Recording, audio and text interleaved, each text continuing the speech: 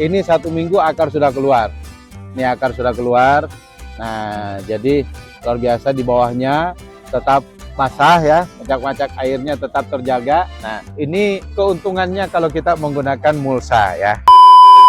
Sobat tani sekalian, ini adalah hasil penanaman dengan menggunakan transplanter Ponco Tani. Nah, jarak tanamnya adalah 20-20 ya. Jadi kebetulan ini menggunakan 4 lajur. Ini menggunakan jajar legowo 41. 41 artinya mesin transplanter ini kita gunakan 4 lajur. Lalu kemudian jaraknya kita atur langkai 1 baris. Jadi ini karena 20-20 otomatis jarak antaranya 40 cm. Ya, itu namanya jajar legowo 41. Kita lihat sudah tidak jelas lagi bahwa ini ada jarak 40 cm kalau sudah tanaman ke atas ya. Jadi prinsip legowo ini yang luar biasa karena kita menggunakan sistem tanam pinggir. Prinsipnya artinya semua tanaman itu merasa bahwa dia ada di pinggir sehingga jumlah anakannya bisa lebih banyak. Nah, kita perhatikan dari aspek anakan ya, ini luar biasa. Saat antara rumpun satu dengan lainnya sudah hampir bersambung nih ya.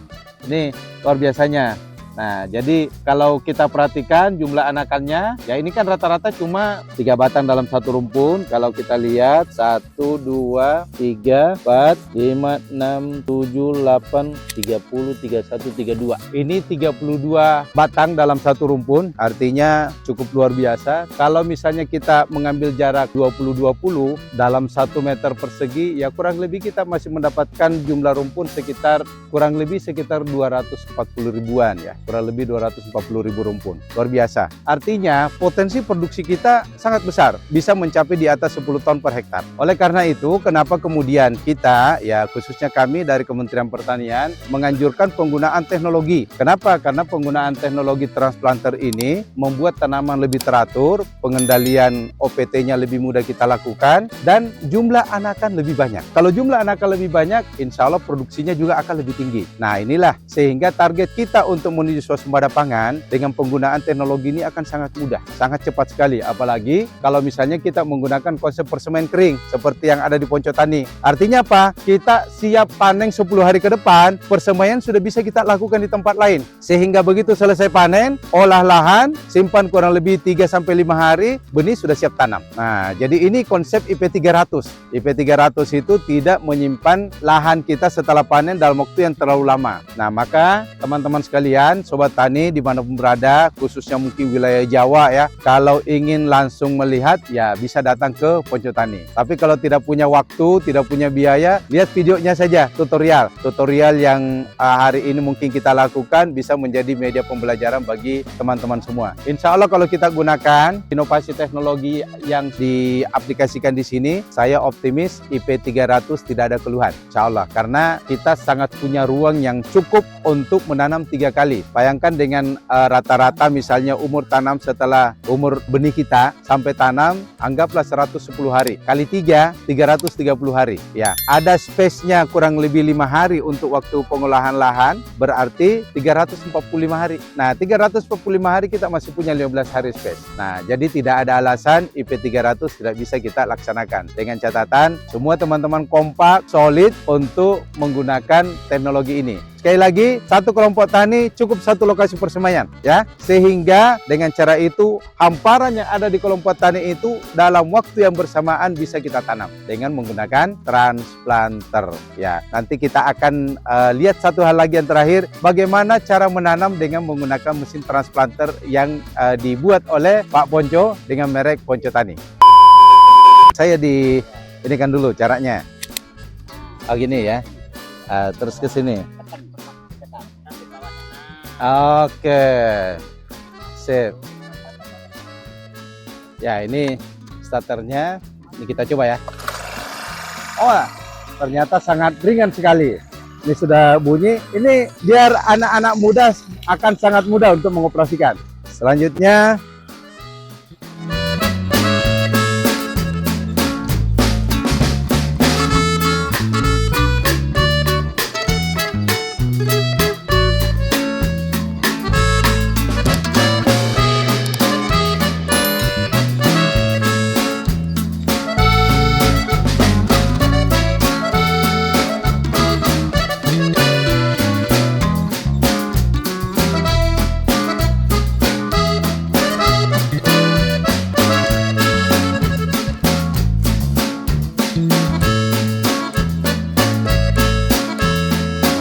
Jadi penggunaan mesin transplanter ini luar biasa, sangat mudah. Saya belum pernah menggunakan mesin ini sebelumnya, tetapi dengan cukup dipandu saja dari jauh kita sudah bisa melakukan. Tidak perlu banyak gerakan-gerakan ya. Misalnya ada tuas ABC yang harus kita operasikan, nggak perlu. Jadi ini sangat memudahkan sekali bagi rekan-rekan semua, anak-anak muda, milenial yang mengelola Brigade Pangan. Ini sangat mantap sekali. Jadi kalau satu generasi muda punya satu transplanter ini akan sangat membantu kita untuk menyelesaikan lahan 200 hektar yang menjadi tanggung jawab. Oke, sekarang kita coba lihat bagaimana cara untuk beloknya.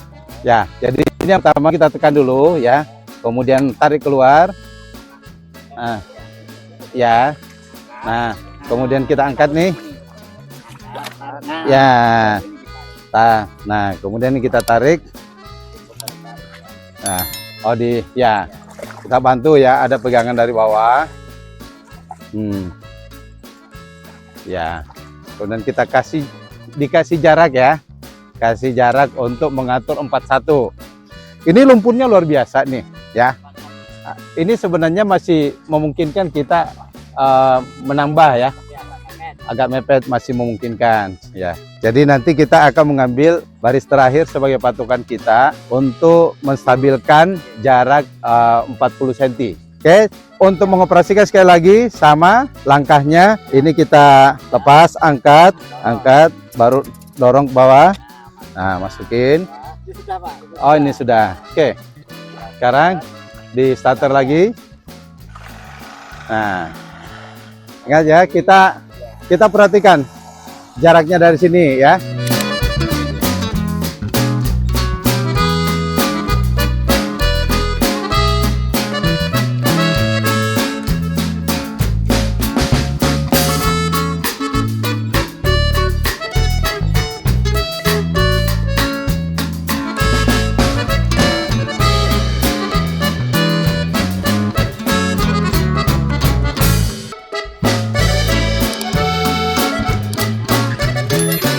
Oke. Mantap. Ini mantap sekali ya, mantap sekali. Jadi 1 hektar ini kalau sudah ahli sebentar sekali ya. Kita mungkin hanya butuh waktu ya 6-7 jam kerja. Bahkan sampai mungkin maksimalnya 8 jam ya. Nah, jadi kalau semua generasi muda kita yang saat ini belum bisa menanam dengan manual, tidak perlu lagi untuk tanam manual. Cukup dengan teknologi ini kita bisa selesaikan masalah buruh tanam yang menjadi kesulitan kita seluruh Indonesia. Masalah besar kita saat ini adalah buruh tanam untuk tanam padi, sehingga banyak yang mengambil jalan pintas tanam benih langsung. Tanam benih langsung ini ada beberapa hal yang menjadi kekurangan menurut para ahli. Nah, sehingga dengan hadirnya mesin transplanter, apalagi yang sangat sederhana tetapi memiliki efektivitas kerja luar biasa, kita mengharap menjadi solusi terbaik untuk memacu percepatan tanam dalam rangka mencapai P300 untuk swasembada pangan berkelanjutan. Terima kasih. Saya Jamuldin Al-Afghani, Kepala Balai Besar Pelatihan Pertanian Batang Kaluku, Badan Penyuluhan dan Pengembangan SDM Pertanian Kementerian Pertanian, langsung menyampaikan dari Ponco Tani, Desa Bode, Kecamatan Bode, Kabupaten Pemalang, Provinsi Jawa Tengah. Bersama saya, owner dari Ponco Tani, Pak Ponco Widodo. Assalamualaikum warahmatullahi wabarakatuh. Mantap. Terima kasih, Pak.